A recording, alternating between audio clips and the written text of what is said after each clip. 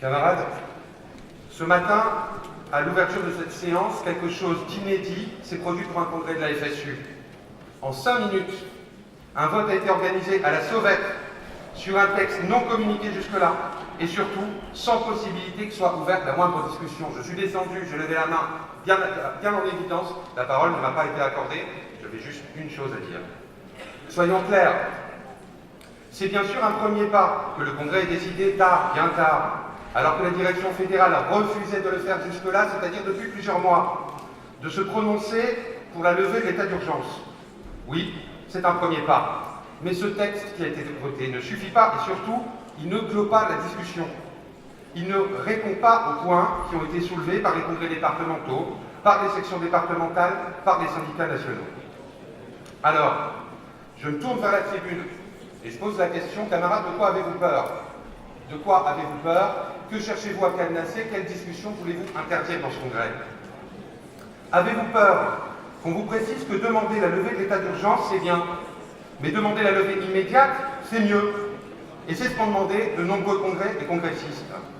Avez-vous peur qu'on vous dise que demander la levée de l'état d'urgence, c'est bien, mais que quitter le comité de suivi sur l'état d'urgence ou jusqu'à nouvel ordre de la SSU et partie prenante, c'est mieux et c'est plus cohérent?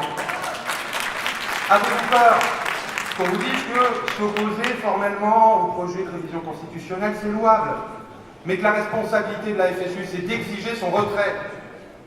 Surtout, avez-vous peur qu'on vous dise que prendre une position, c'est bien, mais que notre responsabilité, la responsabilité du Congrès, c'est face à cette offensive sans précédent depuis le régime de Vichy, c'est d'organiser le combat le plus large possible pour imposer le retrait de ces projets et la levée immédiate de l'état d'urgence.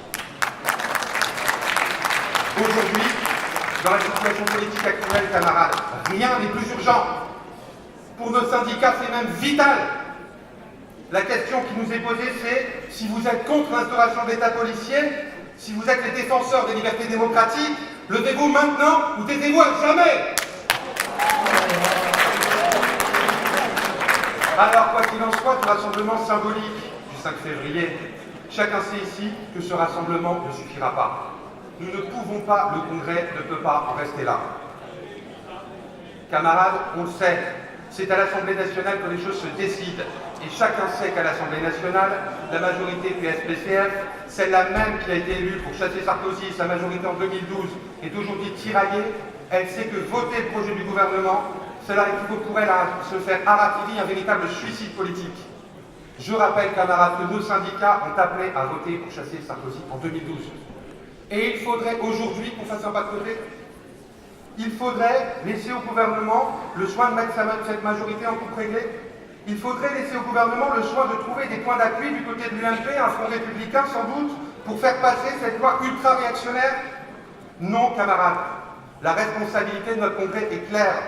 Elle doit décider aujourd'hui d'appeler à une manifestation nationale à Paris, à l'Assemblée, avant la clôture du débat parlementaire, pour la levée immédiate de l'état d'urgence, pour le retrait pur et simple du projet de révision constitutionnelle, pour le retrait pur et simple du projet de loi pénale. Notre Congrès doit lancer dès aujourd'hui un appel public et solennel à l'ensemble des organisations syndicales ouvrières, à l'UNEF, pour qu'un véritable front uni se réalise sur cet objectif. C'est ce que vous propose le Courant France Unique, mais surtout, camarades, c'est ce que le Congrès doit décider.